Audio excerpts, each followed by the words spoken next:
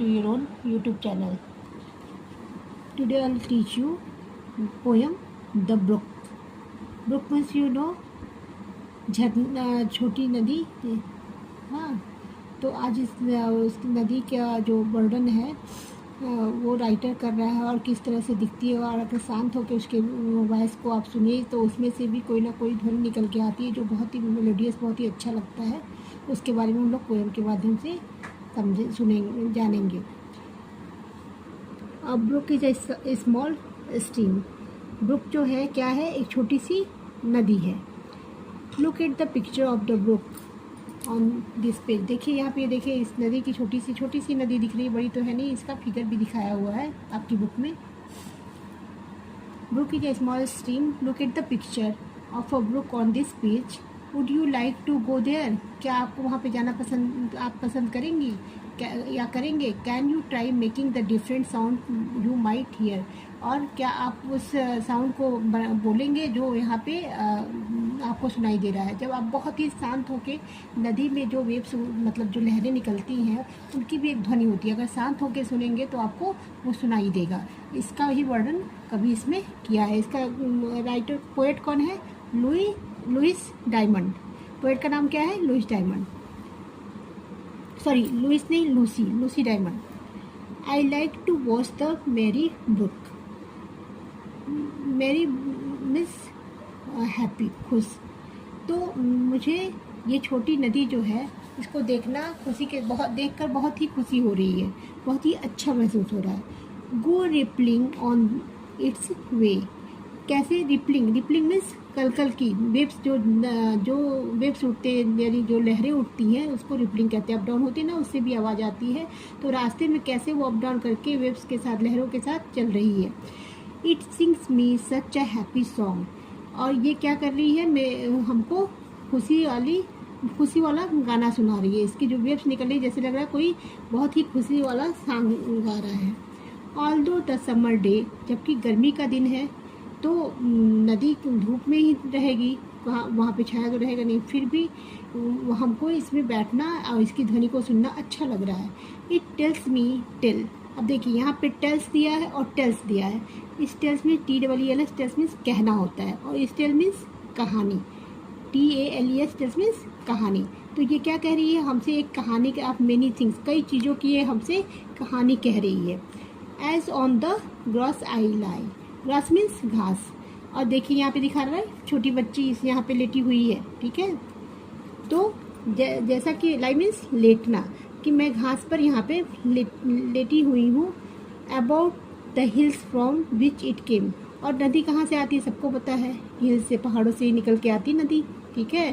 तो about the hills from which it केम, जहाँ से ये आ रही है उसी नदी के हिल्स के पास मैं ग्रास पे लेटी हुई हूँ। And where it goes and why. अब मुझे ये नहीं समझ में आ रहा है कि ये वहाँ से आ रही है तो किधर जा रही है। जहाँ से आ रही है वो भी मैं देख रही हूँ, और जिधर जा रही है वो भी मैं देख रही हूँ, और क्यों आई है यही जानना चाहती हूँ। And if I had a tiny boat. और अगर मेरे पास, टाइनी मीन्स छोटा, बोट मीन्स नाव, अगर मेरे पास छोटा सा नाव होती तो मैं क्या करती? A selling I would go. मैं उसको नाव को खुद चलाती हुई मैं इसके साथ जाती, जिधर ये पहाड़ों से निकल के नदी बह रही उधर चली जाती मैं भी बोट में बैठ के। And hasten with a brook to join. Hasten means जल्दी से, तेजी से मैं इस नदी के लहरों को छोटी सी नदी को ज्वाइन कर लेती और अपने बोट के साथ इसमें बैठ के तैरते हुए जाती। The river deep and slow. और रिवर क्या है, नदी क्या है? गहरी भी है, डीप मीन्स गहरा, और स्लो उथला भी है, ठीक है। कहीं पे गहरा है, कहीं पे उथला है। तो ये नदी के बहने का, नदी कैसे, कहाँ से आती हो और किधर जाती हो, और जो उसमें वेव्स, लहरें उठती है, उसकी क्या आवाज़ है, मतलब नेचर ब्यूटी, प्राकृतिक सुंदरता के बारे में लुइस डायमंड ने वर्णन किया है, ठीक है। तो इस पोएम को आप लोग अच्छे से 10-12 लाइन जो भी है इसको लर्न कर लीजिएगा, और आगे मैं आपको इसका एक्सरसाइज भी करा देती हूँ। जो पूरे पोएम में पोएट जो है कहना क्या चाहता है, तो हम लोग पढ़े ही है, लेकिन फिर भी एक बार देख लीजिए पोएट क्या कहता है। In this poem the speaker says how she likes. Poet जो है वो क्या है? लेडी है, पोएटेस है, ठीक है। लुइस डायमंड दिया था ना, तो पोएटेस है। तो in this poem the speaker says how she likes watching the brook's flow by, कि जो छोटा नदी है वह कैसे बह रहा है उसको देखना, किस तरह से देखती है और कैसे उसका आनंद लेती है. She imagines it to be her friend who tells her tales of its journey. वो ऐसा इमेजिनेशन करती है कि जैसे उसका कोई फ्रेंड हो और अपनी कहानी उससे, अपनी यात्रा की कहानी उससे कह रहा है, ठीक है, या कह रही है. तो अब इसका एक एक्सरसाइज है जिसको हम लोग आज कंप्लीट कर लेते हैं. Complete this sentences with the correct answers. अब देखिए यहाँ पे 3 ऑप्शंस दिए हुए हैं. पोएम हम लोगों ने पढ़ा है तो इस क्वेश्चन को पढ़ेंगे और जो सटीक आंसर होगा उसको टिक करेंगे. The merry brook sings a happy song to the speaker.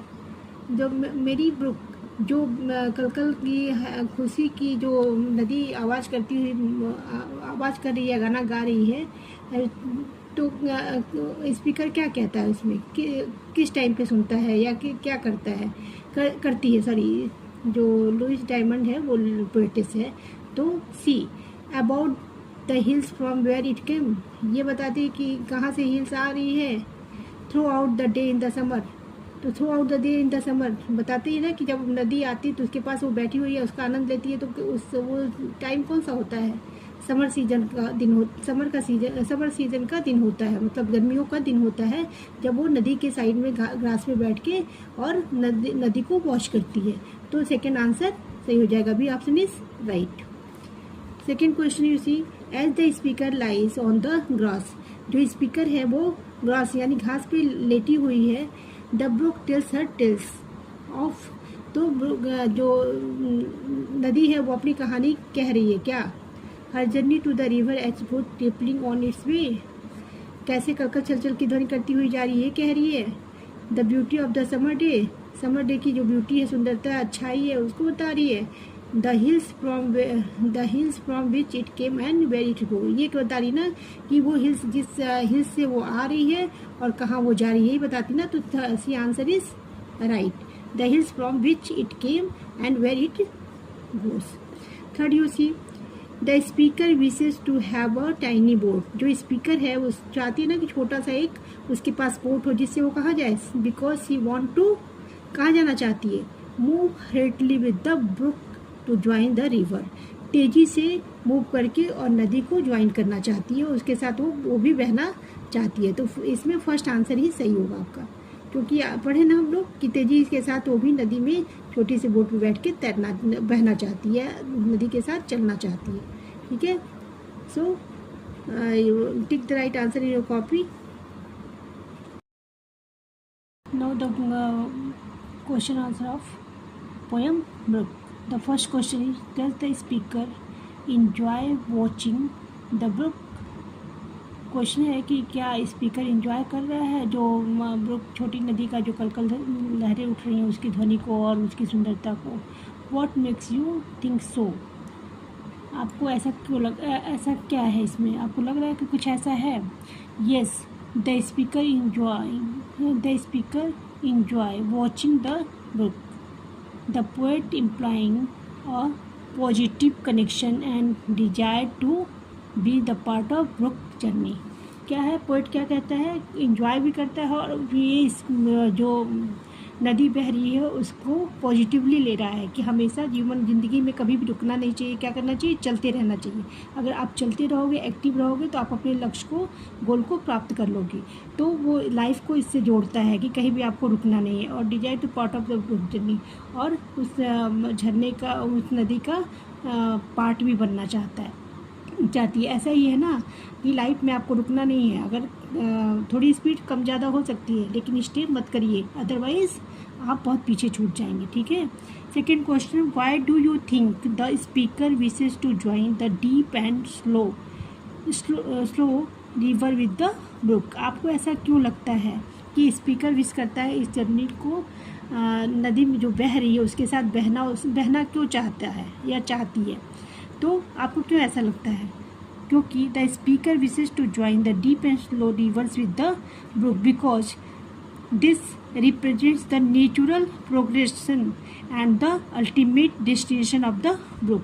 ये देखिए क्या है, नदी जो है वो बह रही है और ये बहती जाएगी कहाँ तक, जहाँ तक उस डेस्टिनेशन मीन्स जहाँ तक उसको अपना घर डेस्टिनेशन रहने की जगह नहीं मिल जाती है।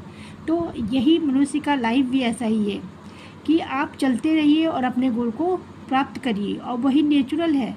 ये जो नदी बह रही है, नदी की तरह, घड़ी की तरह हम लोग को भी रुकना नहीं चाहिए, लाइफ में चलते रहना चाहिए। तो इस दोनों क्वेश्चन आंसर को आप अच्छे से लर्न कर लीजिएगा। And you all like and subscribe my channel. Thank you.